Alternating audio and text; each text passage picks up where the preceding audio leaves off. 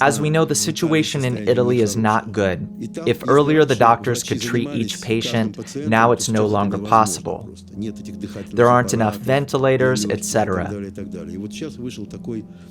So now the new directive is to only treat those who have the highest chance of survival, those who are strong. Everyone else, there's not enough resources to treat them.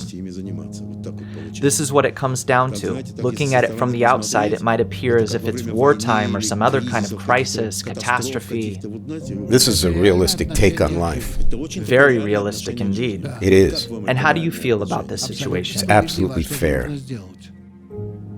What can you do?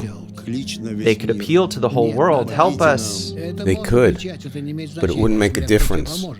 You can see who'd help you, and to what end. In any case, with the information at hand, you must always help those who have the highest chance of survival. This is the first priority.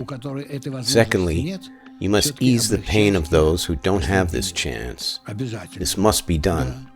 Why would you let a person suffer? With painkillers? Yes, painkillers, narcotics, etc. We must see to it. I'm all for it. Some humanitarian might hear our discussion and say, how could you say such a thing? No, it is I who am the humanitarian. I am a humanitarian, while that person is some unrealistic dreamer. Actually, it is taught in religion, in the Torah. Really?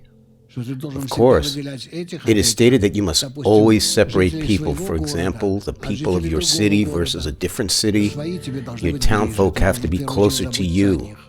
Your first responsibility is to them. We as a people always favor some over others. This is how it is. With limited resources, we always find ourselves in this situation.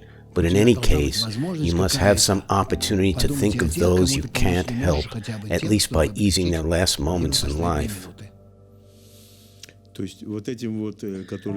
that are most vulnerable, they might be looking at the young, at those who are helped first, how they're discharged from the hospital.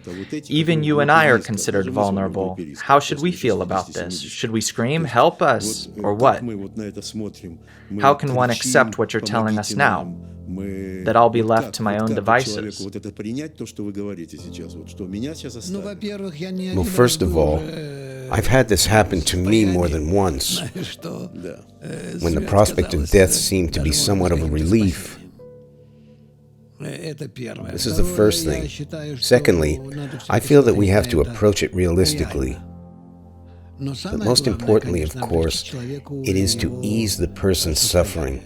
If one can avoid suffering, one shouldn't suffer. This is very important. So do all you can for people not to be in pain. The rest of it, as we say, is the will of God.